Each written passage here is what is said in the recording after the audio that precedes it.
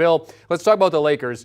No draft picks, aging roster, new head coach. What's the latest on their attempts to trade Russell Westbrook?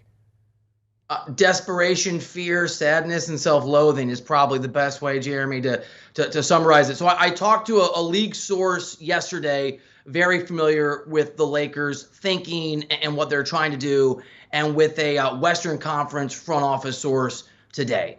And they both gave me the same answer that I have heard every single time I have asked someone about this over the last month, which is often, and I can hear sources rolling their eyes on the phone when I ask, which is there's nowhere to move Russell Westbrook. There's just not. The very likely outcome, and you never know. Maybe Rob Pelinka can pull some kind of miracle. Crazier things have happened. But the expected outcome is that Westbrook is going to obviously opt into that deal that's almost worth $50 million this year, that the Lakers and really Darvin Ham are going to have to figure out how to make it work, and it probably won't. It's probably going to be a struggle this year. And then a year from now, when that deal is done for Westbrook, the Lakers can have some flexibility, and there'll be all kinds of things they have to figure out what they can do, including LeBron James.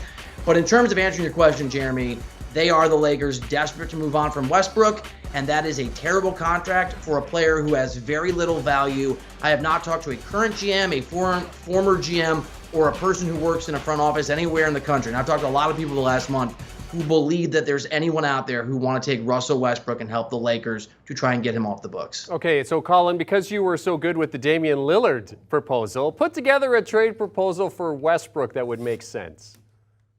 Yeah, I mean, this isn't anything new. This is the trade proposal that's been out there for ever since it didn't work out for Russell Westbrook with the Lakers. And the only thing that makes it, as Bill said, if the Lakers could have traded Russell Westbrook and gotten something back in return that they liked, they would have done it by now. But the trade that makes the most sense is just to trade him for John Wall to the Rockets. John Wall's been sitting on the bench, doing absolutely nothing, working out with the team, but not being allowed to play in games. They make the exact same salary. The sticking point is that the Rockets would want some sort of compensation. They're perfectly happy letting John Wall sit on the bench.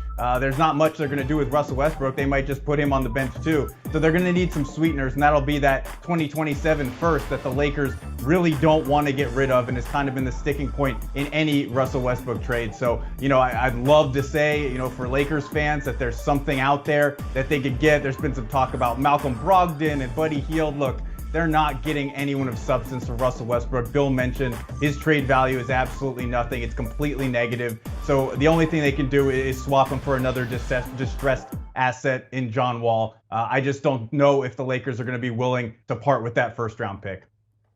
All right, I'm not from LA. I'm not a Lakers fan. Colin and I are reporters, not fans. But I live in Los Angeles now, and I'm surrounded by Lakers fans, and my son is a Lakers fan. What are you going to do? It's where we're raising him. So let me just channel all Lakers fans when I say, on their behalf, for the love of all that is holy and good in the universe, Rob Pelinka, do not do this. Colin's right. Like, that 2007 first-round pick is the piece that needs to be added in whatever scenario you want to put out there.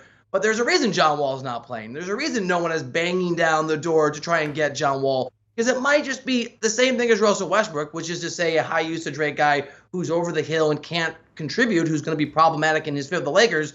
But you'd also lose a first-round pick. The fact is that sometimes in gambling and in life, you can't throw good money after bad. They made a mistake with Russell Westbrook. That ship has sailed. That's over. They are probably stuck with him. And you don't move on from Russell Westbrook this year just because you feel the desperation over the next 12 months. If you can't get back something that allows you to be competitive in 2022-23, you just have to accept the fact you screwed up and you have to wait a year. Yes, plus 2,200, the Lakers' odds to win the NBA championship going into next season. Do you want a sports network that delivers everything that matters about the game? The highlights, the picks, the instant analysis, no yelling, no fake debates, no politics. Hit the subscribe button and never miss a moment.